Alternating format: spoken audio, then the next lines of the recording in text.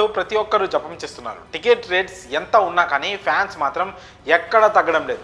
ఎలా అయినా సరే ఈ సినిమా చూసి తీరాలని గట్టిగా ఫిక్స్ అయ్యారు. కొంతమంది రేట్స్ ఎక్కువగా ఉన్నాయని వాపోతున్నారు, కానీ పెట్టిన ప్రతి రూపాయి వర్త్ ఫీలింగ్ ఇస్తుందని మరికొంతమంది కామెంట్ చేస్తున్నారు.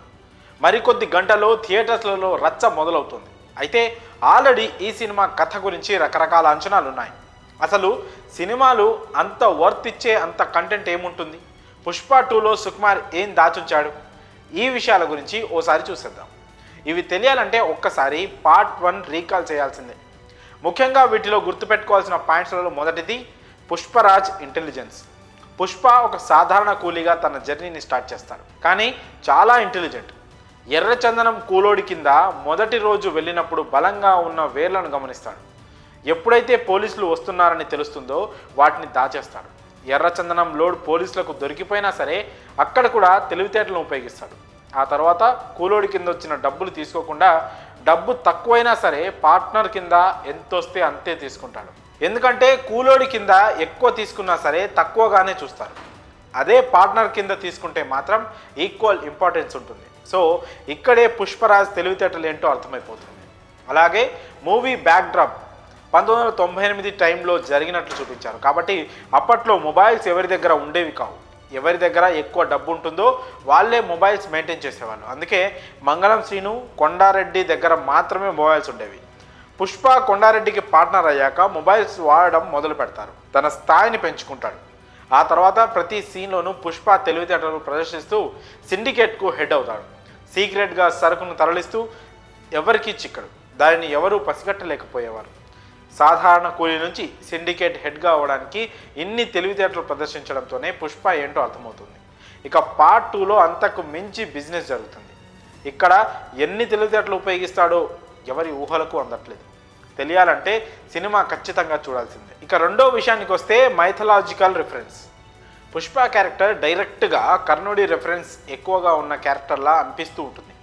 ఎందుకంటే కర్ణుడు శూద్రుడని చెప్పి చాలా అవమానాలు పడ్డాడు. ఇచ్చిన మాట తప్పేవాడు కాదని తన సోదరులే తనకు శత్రువులు అనే సంగతి తెలిసిందే. సేమ్ అలానే పుష్ప విషయంలో కూడా జరుగుతోంది. అతనిని తక్కువ చేసి చూసేవాళ్లే ఇంటి పేరు లేదు అని చెప్పి అవమానిస్తూ ఉండేవారు. పైగా కూలోడు అని మర్యాద ఇచ్చేవాళ్ళు కాదు. కొండారెడ్డి తనని చంపబోతున్నాడని తెలిసి కూడా అతనిని ఏమీ చేయడు. శ్రీవల్లి విషయంలో తప్పు చేశాడని తెలిసి కూడా జాలరెడ్డిని చంపడు. అంతేకాకుండా పుష్పకి తన సోదరులు శత్రువులుగా మారిపోతారు. అయినా సరే పుష్పరాజ్ మాత్రం తగ్గేదేలే అంటూ తనకంటూ స్పెషల్ బ్రాండ్ను క్రియేట్ చేసుకుంటాడు. ఇక విలన్స్ విషయానికి వస్తే పార్ట్ 1లో మంగళం శ్రీను, దాక్షాయణి, జాలరెడ్డి, పుష్ప బ్రదర్స్ వీళ్ళందరికంటే బన్వర్ సింగ్ షెకావత్ పుష్పకి పెద్ద విలన్.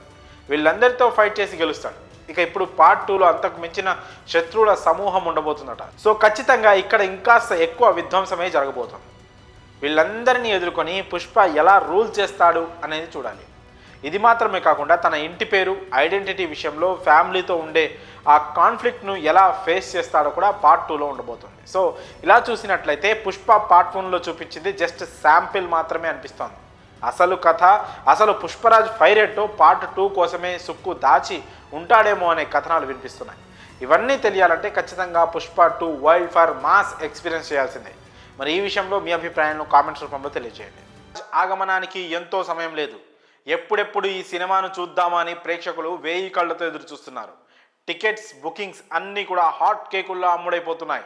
అయితే ఇప్పుడు లాస్ట్ మినిట్లో ఈ సినిమా నుంచి ఓ షాకింగ్ న్యూస్ వినిపిస్తోంది. సాధారణంగా ఏ సినిమానైనా 3Dలో తీస్తే ఆ విషయాన్ని ముందే అనౌన్స్ చేసి ప్రమోట్ చేస్తూ ఉంటారు మేకర్స్. ఆ దిశగా ప్రేక్షకులను ప్రిపేర్ చేస్తూ ఉంటారు. ఈ క్రమంలో పుష్ప 2 మూవీ మేకింగ్ స్టేజ్లో ఉన్నప్పుడు 3D వెర్షన్ రిలీజ్ చేస్తున్నట్లు ఎప్పుడు అనౌన్స్ చేయలేదు. సడన్గా ట్రైలర్ రిలీజ్ టైంలో ప్రేక్షకులకు సర్ప్రైజ్ చేసింది పుష్ప టీం. ఈ సినిమాను 3Dలో కూడా రిలీజ్ చేస్తున్నట్లు అనౌన్స్ చేసింది. దాంతోపాటు ఐమాక్స్, 4DX వెర్షన్లు కూడా ఉన్నాయని కూడా ప్రకటించింది. ఇలాంటి ఓ మాస్ యాక్షన్ మూవీ 3Dలో కూడా రిలీజ్ అవ్వడం ఏంటా అని అంతా ఆశ్చర్యపోయారు. అయితే ఇప్పుడు మాత్రం లాస్ట్ మినిట్లో ఈ విషయంలో పెద్ద షాక్ ఇచ్చింది మూవీ టీం. అడ్వాన్స్ బుకింగ్స్లో ఎక్కడా కూడా 3D వెర్షన్ కనిపించడం లేదు. అంతటా 2Dలోనే రిలీజ్ అవుతోంది. హైదరాబాద్లో ఒక్క థియేటర్లో మాత్రమే 4D వెర్షన్ అందుబాటులో ఉంది. ప్రస్తుతం టీం నుంచి అందుతున్న సమాచారం ప్రకారం ఈ మూవీ పూర్తి స్థాయి 3D వెర్షన్లోకి కన్వర్ట్ చేయడానికి టైం సరిపోలేదని 2Dలోకి సినిమాను రెడీ చేయడానికి చాలా కష్టమైందనే టాక్ వినిపిస్తోంది. లాస్ట్ మినిట్లో సినిమా షూట్లు, కరెక్షన్స్తో సుకుమార్ అండ్ టీమ్ పగలు రాత్రి తేడా లేకుండా పనిచేశారు. దీంతో 3D వెర్షన్ కోసం టైం కేటాయించే పరిస్థితి లేదట. అందుకోసమే టీం ఎవరు కూడా దీనిపై అంతగా దృష్టి పెట్టలేదని సమాచారం. సో ప్రస్తుతానికైతే ఈ సినిమా 3D వెర్షన్ లేనట్లే. అయితే ఇలాంటి మా సినిమాను 3Dలో చూడడానికి ప్రేక్షకులు కూడా అంత ఆసక్తి చూపించడం లేదు. కల్కి లాంటి విజువల్ వండర్స్కు మాత్రమే 3D వెర్షన్ బాగుంటుంది, కానీ సగటు మాస్ సినిమాలను 2Dలోనే చూస్తేనే కిక్ అన్నది మెజారిటీ పీపుల్ అభిప్రాయం. అయితే అటు మూవీ టీం ఆల్రెడీ అనౌన్స్ చేసింది కాబట్టి కొంతమంది మాత్రం 3D వెర్షన్కు ఓటేస్తున్నారు. మరి ఇప్పటికిప్పుడు కాకపోయినా మరికొద్ది రోజుల తర్వాతనైనా 3D వెర్షన్ ఉంటుందేమో చూడాలి. ఏదేమైనా అభిమానులు మాత్రం బన్నీని ఎప్పుడెప్పుడు తెరపై చూద్దామని చాలా ఆశగా ఎదురుచూస్తున్నారు. ఇప్పటి వరకు పుష్ప మీద వచ్చిన అంచనాలు కనుక నిజమైతే ఇండియన్ ఫిలిం హిస్టరీలో సరికొత్త రికార్డు సృష్టించడం ఖాయం. ఈ సినిమా క్రియేట్ చేయబోయే రికార్డ్స్ కోసం ఇండస్ట్రీ అంతా ఎంతో ఆసక్తిగా ఎదురుచూస్తోంది. ఎక్కడ చూసినా పుష్ప నామస్మరణ జరుగుతోంది. మరికొద్ది గంటల్లో సినిమా రిజల్ట్ ఏంటో తెలిసిపోతుంది. మరి ఈ అప్డేట్పై మీ అభిప్రాయాలను కామెంట్స్ రూపంలో తెలియజేయండి. టికెట్స్ అడ్వాన్స్ బుకింగ్ స్పీడ్ చూస్తుంటే అన్ని రికార్డులు బద్దలు కొట్టే అవకాశాలు ఉన్నాయని సినీ నిపుణులు చెప్తున్నారు. ఇక తెలంగాణలో శనివారం సాయంత్రం బుకింగ్స్ స్టార్ట్ కాగా కేరళలో డిసెంబర్ 1న అడ్వాన్స్ బుకింగ్ స్టార్ట్ అయ్యాయి. ఇక నిన్నైతే దేశవ్యాప్తంగా మల్టీప్లెక్స్లలో రికార్డులు సృష్టించింది పుష్ప 2. ఏకంగా 60,000 కంటే ఎక్కువ టికెట్లు బుక్ అయ్యాయి. సింగిల్ స్క్రీన్ థియేటర్లను కలిపితే తొలి రోజే ఏకంగా 2,80,000కు పైగా టికెట్లు బుక్ అయ్యాయి. ఇది నిజంగా సూపర్ డూపర్ రికార్డ్ అని చెప్పాలి. టైటిల్కి తగ్గట్టే పుష్ప రికార్డులను సృష్టిస్తూ రూల్ చేస్తున్నాడు. ఇప్పటికీ కూడా పుష్పకి టికెట్లు తెగుతూనే ఉన్నాయి. బన్నీకి స్ట్రాంగ్ ఫ్యాన్ బేస్ ఉన్న కేరళలో మామూలు సందడి లేదని చెప్పాలి. డిసెంబర్ 1న కేరళలో పుష్ప 2 అడ్వాన్స్ బుకింగ్ స్టార్ట్ అవ్వగా ఓపెనింగ్ అయిన వెంటనే మెయిన్ థియేటర్లలో టికెట్లు హాట్ కేకుల్లో అమ్ముడయ్యాయి. ఫిలిం సర్కిల్స్ నుంచి తెలుస్తున్న సమాచారం ప్రకారం అడ్వాన్స్ టికెట్ బుకింగ్ ద్వారా ఇండియాలో దాదాపు 35 కోట్లకు పైగా గ్రాస్ వసూళ్లు వచ్చాయని సమాచారం.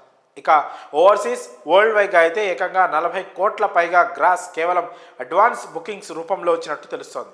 ఇక అమెరికాలో పుష్ప 2 అడ్వాన్స్ బుకింగ్ ఓ రేంజ్లో ఉన్నాయని తెలుస్తోంది. ఒక్క ఉత్తర అమెరికాలోనే ఇప్పటిదాకా 16 కోట్లకు పైగా టికెట్లు అడ్వాన్స్గా బుక్ అయ్యాయి. ఇలా అడ్వాన్స్ బుకింగ్స్ రూపంలోనే పుష్ప 2 సినిమా సాలిడ్ రికార్డులను నమోదు చేస్తోంది. ఇక డిసెంబర్ 4న నార్త్ అమెరికాలో ఈ సినిమా విడుదల కానుంది. డిసెంబర్ 5న ఈ సినిమా ఇండియాలో ప్రేక్షకుల ముందుకు రానుంది.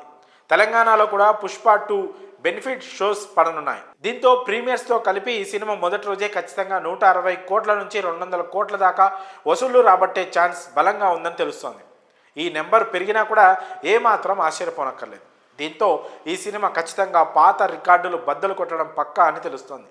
మరి చూడాలి పుష్పరాజ్ ఎలాంటి రికార్డులు క్రియేట్ చేస్తాడు. పుష్ప 2 అడ్వాన్స్ బుకింగ్ గురించి మీ అభిప్రాయాలను కామెంట్స్ రూపంలో తెలియజేయండి.